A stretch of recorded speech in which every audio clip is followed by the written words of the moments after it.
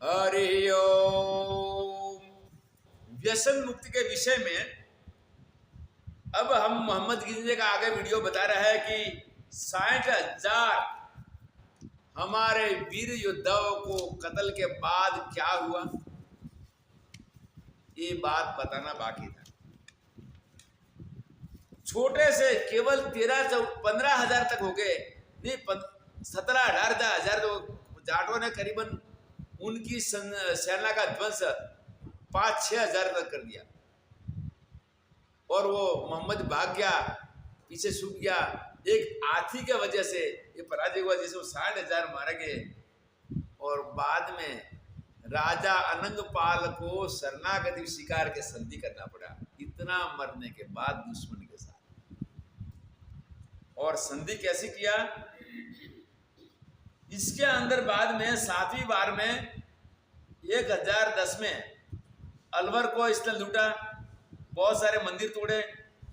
इसके बाद 8वीं बार मुल्तान मुस्लिम करामती राजा के ऊपर इसने विजय प्राप्त किया और राजा दाऊद ने हराकर उसको वहां पर कैद कर दिया और पूरा मुल्क को उजाड़ दिया। मतलब कई बार थोड़ा भी सामने आने पर थोड़ा व्यक्ति झुका न झुका हो और इसने कत्ल कर दिया, ऐसा भयानक नुकसान पहुंचाया। अब 9वीं बार फिर आगे कहते हैं कि अनंगपाल ने हार कर मोहम्मद से संधि करी। तो संधि में क्या किया कि प्रति वर्ष 50 हाथियों को कीमती वस्तुओं से भरकर और 2000 सैनिक को मोहम्मद को भेजना पड़ता था। 50 हाथी अच्छी चीजों से भर के इसको खंडनी मरना पड़ता था और 2000 सैनिक मोहम्मद के पास जाने के बाद इसको मोहम्मद धर्मांतर करा के मुसलमान बनाता था। अगर वो मुसलमान बनने के लिए मना करते थे कि हम नहीं बनेंगे, इसी टाइम सभी सैनिकों के साथ में इसको काट देता था। इसकी यही सजा है। मोहम्मद के पास गया हुआ एक भी हिंदू सैनिक या तो मुसलमान बना या फिर मारा गया। अब वो मुसलमान बना, फिर ये हिंदुस्तान के अंदर काम का रहा नहीं, फिर इसको वहां रहना पड़ता था। अब ऐसे करके वहां पर मोहम्मद के अधीन हुआ अनंगपाल को वहां पर सारा जितना भी अपना कमाई थी, समृद्धि थी, एक अपना शासन जीवन बचाने के लिए इसको देना पड़ता था। और एक बार मोहम्मद ने आक्रमण किया तो गोरखनाथ का पवित्र धाम तिलाना पहाड़ के पास में छावनी लगा के वहां के महंत बालनाथ जी को कत्ल कर दिया।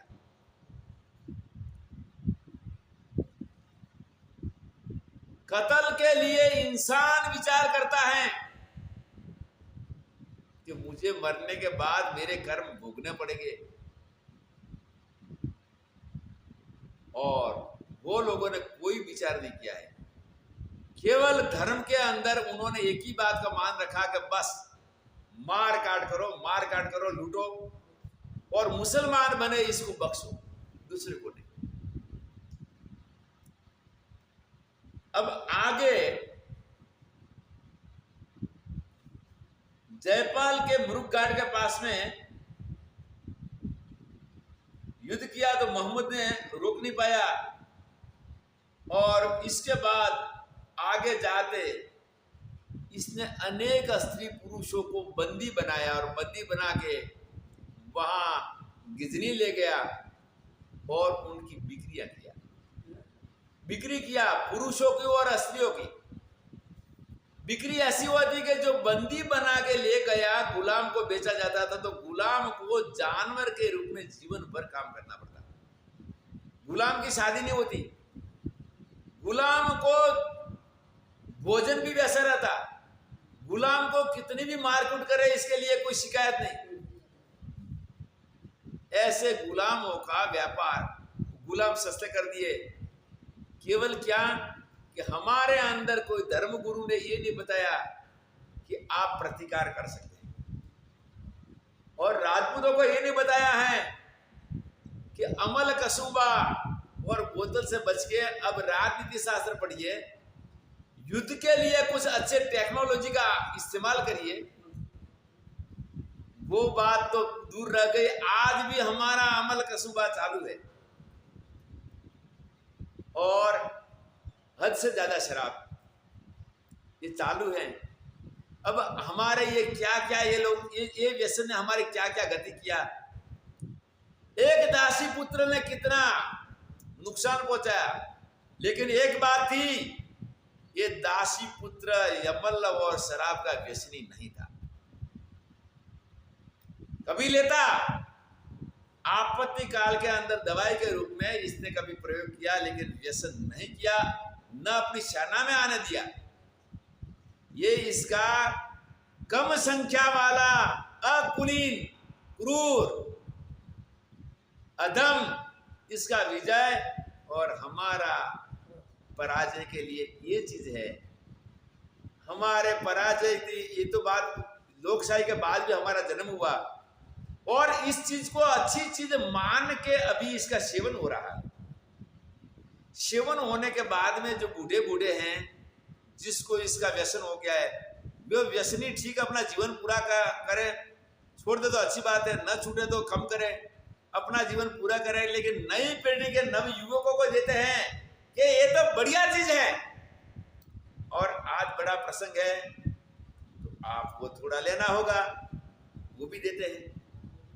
और इसका कारण हमारे युवक यहाँ रोजगार के लिए परेशान हैं, और न लेने वाले जाइए गुजरात का आनंद जिला में, आनंद, खेड़ा, वडोदरा, सूरत, जो लोग, और कच्छ के अंदर कुछ तो एक गांव का अरबपतियों का गांव माना है, और वो गांव वाणियों का नहीं है, ये भी किसानों का गांव है, पटेलों का गांव है। कणबी पटेल पाटीदार पर्याय शब्द है। अब वो लोगों का पहले तो इतना था नहीं, लेकिन ये था कि अमल कसूबा नहीं था, बोतल नहीं थी, वो अरबपति बन गए, और हमारे पास ये होते भी हम पीछे रह गए और गरीबी को निमंत्रण दिया। प्राण प्रश्न इसको कहा जाता है कि जिसके बिना हम जी न पाए, जिनके बिना हमारा जीवन शक्य नहीं है, प्राण प्रश्न है। दूसरा भाई ये भी बात है कि अगर चाय तो मीठी है, कॉफी मीठी है, आइसक्रीम, श्रीखंड, अगर कभी कोई बार खाने की इच्छा हो तो ऐसी चीजों खाई जाती है। और भी कई प्रकार की मिठाई है, अरे सब्जियां कोई प्रकार की बना लो। फिर कई बार गन्ने का रस है, अरे कोई फलों का रस है, ये भी ले लो। लेकिन ये लेने से क्या फायदा, और इसका व्यसन होने के बाद में कितना नुकसान पहुंचाया है, और आज भी ये नुकसान भोग रहे।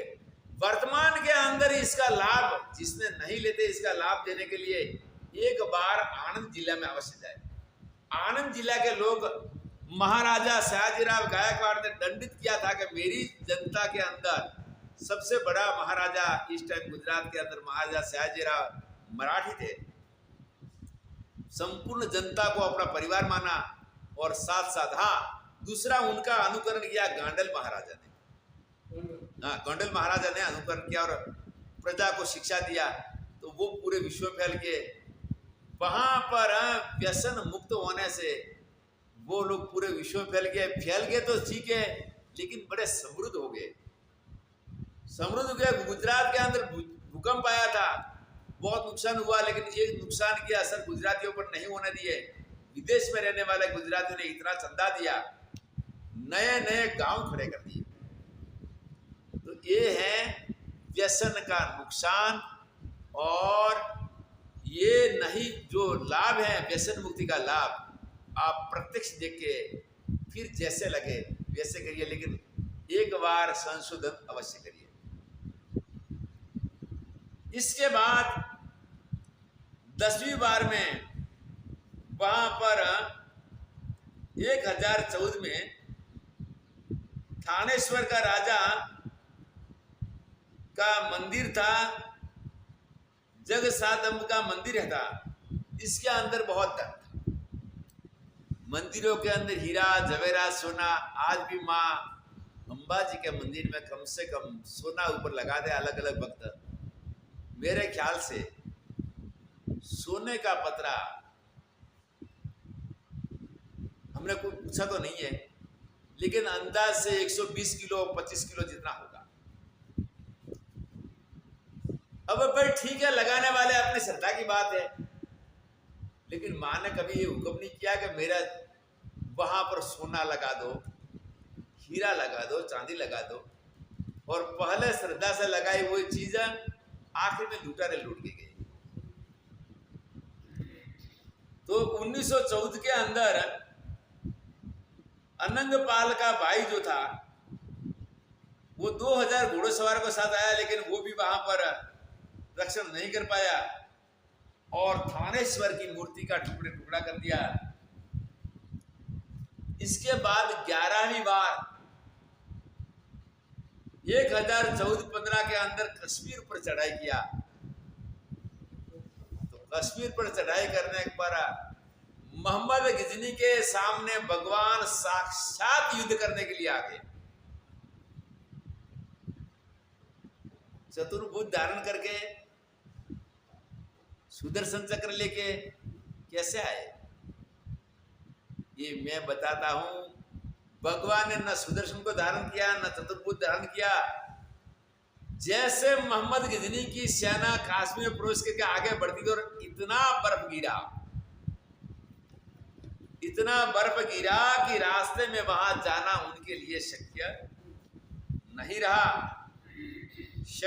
रहा और हजारों सैनिक वहां बर्फ में मारे गए और मोहम्मद वहां से वापस लौटा 11वीं बार। और हमने भी एक कथा सुना है, दंत कथा। एक छोटे रजवाड़े के अंदर एक राजा ने दूसरे राजा के ऊपर आक्रमण किया। महाराज इस टाइम राजा साहब घर पे नहीं थे, मतलब राजधानी में नहीं थे, बाहर गए थे। ये मौके का लाभ लेके राजा ने आक्रमण किया और सबसे पहला फायरिंग किया तोप का। और तोप का गोला भैरव जी के मंदिर में जब लगा, नाम नहीं लेना, नाम लेना ठीक नहीं है। वहां पर भैरव के मंदिर से बवरे छूटे बिना सैनिक जितना उनका सैन्य था उनको ऐसा चिबड़ गए, तो वहां से उनको भागना पड़ा। भैरव जी ने युद्ध किया, उनको शस्त्र चलाने की जरूरत नहीं पड़ी।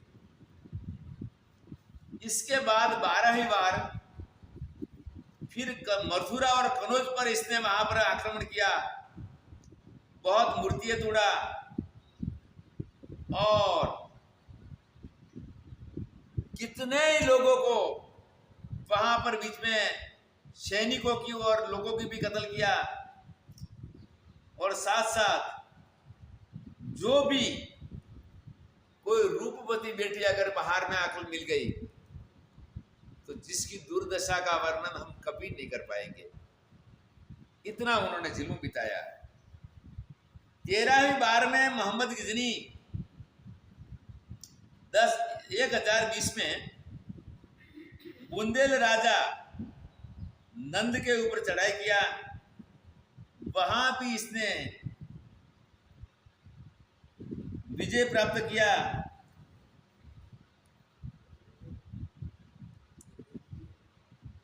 वहां ऐसा है कि